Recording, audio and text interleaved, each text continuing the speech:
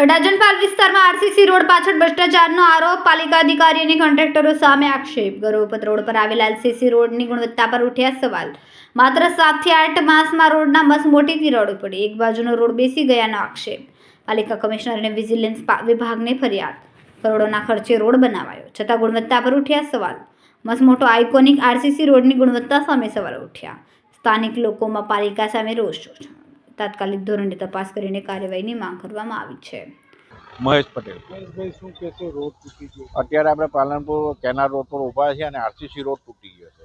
એટલે તૂટી ગયો, બેસી ગયો, દબાઈ ગયો, મોટી મોટી ગેપો પડી ગઈ, તિરાડો મોટી મોટી પડી ગઈ છે।